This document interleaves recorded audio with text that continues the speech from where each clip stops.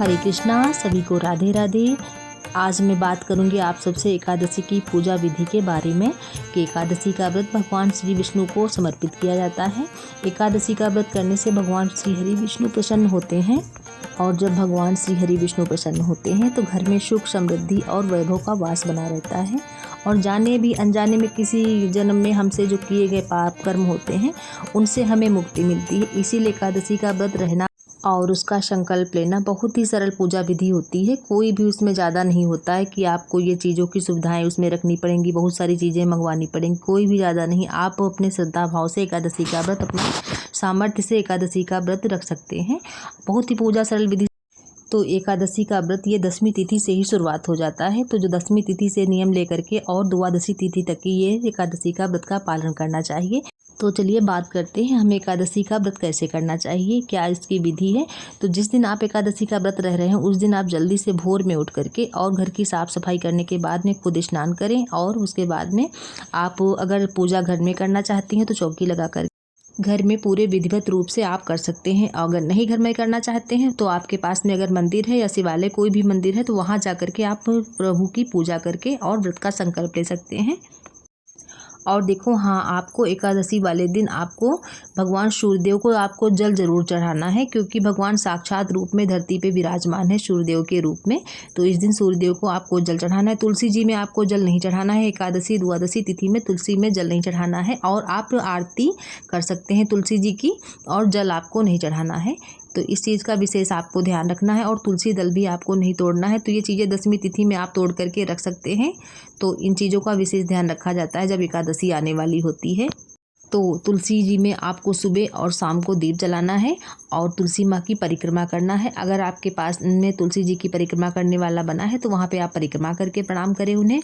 नहीं तो अगर नहीं है तो आप जिस जगह पे खड़े होकर पूजा कर रहे हैं वहीं पे ही आप घूम करके और माँ तुलसी को प्रणाम करना है। और 10वीं तिथि से हमें तैयारियां करने रखनी पड़ती हैं, जैसे हुआ बाल धोना और जैसे नाखून इत्यादि काटना और साफ़ सफाई करना घर की। तो ये हमें 10वीं तिथि में ही कर लेनी चाहिए, क्योंकि एकादशी तिथि में हमें ज़्यादा साफ़ सफाई नहीं करना चाहिए। एकादशी तिथि हो गई और भगवान विष्णु का जो व्रत हो गया उसमें भी हमें इन चीज़ों को बराव किया जाता है। तो देखो, हमें इन तिथियों में साफ़ सफाई क्यों नहीं करना चाहिए, क्योंकि जब हमें व्रत रखना होता है तो हम व्रत का संकल्प लेते हैं और सूर्य उदय से हमारा व्रत शुरुआत हो जाता है। तो जो हम सूर्य संकल्प ले भी चुके हैं या नहीं भी लिए हैं तो हम संकल्प लेने से नहाने से पहले ही अगर हम ये सब कर्म कर रहे हैं, हमसे जाने अनजाने में सूक्ष्म जीव कुछ मर जाते हैं तो उनकी मृत्यु का जो दोष हमारे आत्मा पे ही लगता है। तो इस वजह से व्रत में साफ़ सफाई करना मना होता है।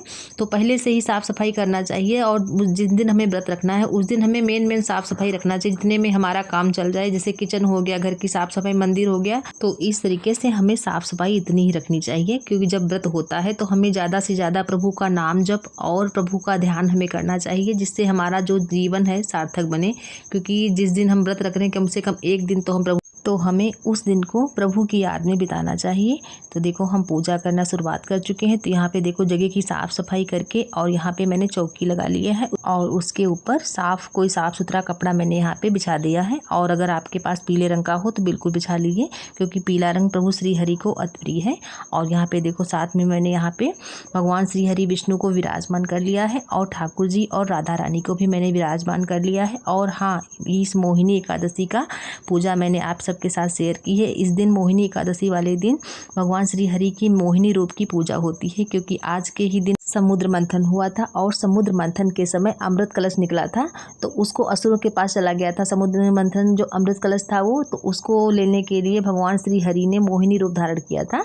तो इसीलिए आज के ही दिन भगवान विष्णु के मोहिनी रूप की पूजा की जाती है। तो अगर आपके पास में ठाकुर जी हैं तो उनको आप लक्ष्मी रूप बना करके आप उनकी पूजा करें। तो इस तरीके से आज के दिन मोहिनी अवतार की प्रभु की पूजा की जाती है, जो कि 24 अवतारों में प्रभु श्री हरि का एक रूप मोहिनी अवतार है। तो इस रूप की पूजा आज के दिन की जाती है एकादशी में। तो अन्य वीडियो मैंने आप सबके साथ और भी शेयर की है, तो अच्छे से पूरा पूजा विधि मैंने उन सभी में शेयर की है।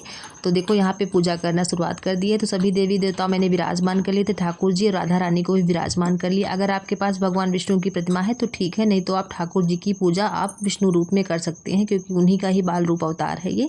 तो देखो पीला चंदन मैंने रख लिया है, तो सभी के तिलक मैंने लगा दिया। भगवान गणेश की पूजा सर्वप्रथम की जाती है, तो सबसे पहले पूजा गणेश जी की, स्नान और वहाँ पर भगवान तिलक किया गणेश जी का। और उसके बाद में मैंने यहाँ पे वस्त्र रूपी कलावा सभी को अर्पण करा दिया, भगवान गणेश को, भगवान विष्णु को। तो पीला कलावा उसमें इत्र लगा करके सभी को अर्पण किया, और प्रभु हरि को पीले रंग के फूल और गणेश जी को लाल रंग का फूल चढ़ाया।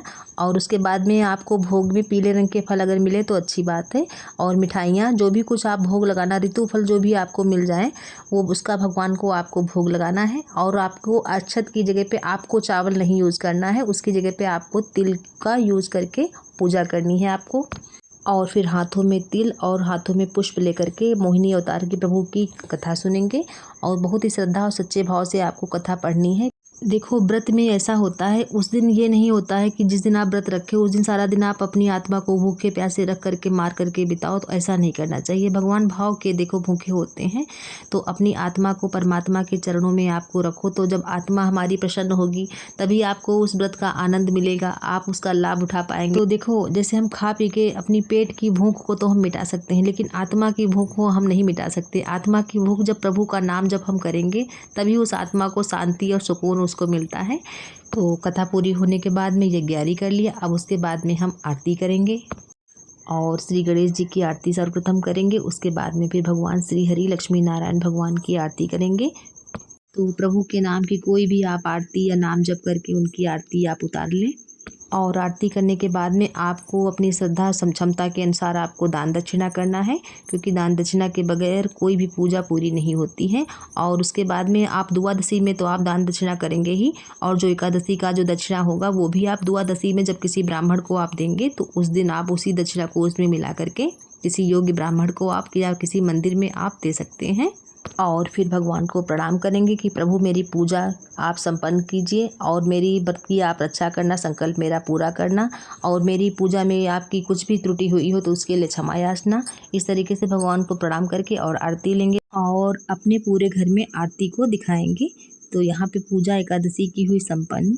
और जो चौकी पे भगवान का आपने भोग रखा है वो आप पूरे परिवार में अपने प्रसाद रूप में भगवान का प्रसाद ले सकते हैं। और सर्वप्रथम हमें भगवान का चरणोदक लेना चाहिए, वो अमृत के समान है। उसको लेकर के उसके बाद में जो भी कुछ हम व्रत में फल इत्यादि खाते हैं उसको हमें बाद में लेना चाहिए। तो इस तरीके से एकादशी की पूजा हो गई। और हाँ, जो एकादशी का देखो जो व्रत है ये कोई साधारण व्रतों में से व्रत नहीं है, ये शास्त्रों में वर्णित भगवान श्री हरि को अति प्रिय व्रत है एकादशी का। तो इसको बड़ी श्रद्धा और भक्ति भाव से रहना चाहिए। और देखो एकादशी के व्रत में नमक नहीं खाना चाहिए। अगर आपका स्वास्थ्य सही है तो आप बिना नमक के एकादशी का व्रत रहना चाहिए। अगर ऐसी कोई दिक्कत है आपको तो आप नमक भी ले करके। तो देखो एकादशी की व्रत और विधि कितनी सरल है, कोई भी इसमें ज़्यादा वो नहीं है कि आपको ये चीज़ें लानी ही पड़ेंगी, इसके बगैर ये पूजा नहीं हो सकती। बहुत ही सरल आसान विधि से एकादशी की पूजा की जाती है।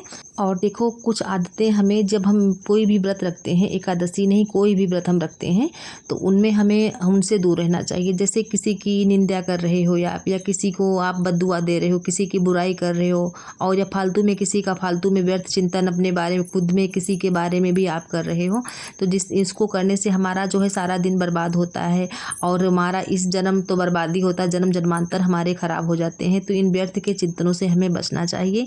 तो इसीलिए नाम जब आप करोगे तो आपको प्रभु का नाम लेकर के आप सारा दिन जब आप बिताओगे तो आपके दिमाग में फालतू की चीज़ें आएंगे ही नहीं। इसीलिए नाम जप करते रहोगे तो सब काम बनते रहेंगे, और तभी आप एकादशी व्रत का आनंद ले पाएंगे, प्रभु की कृपा का आप रसपान कर पाएंगे।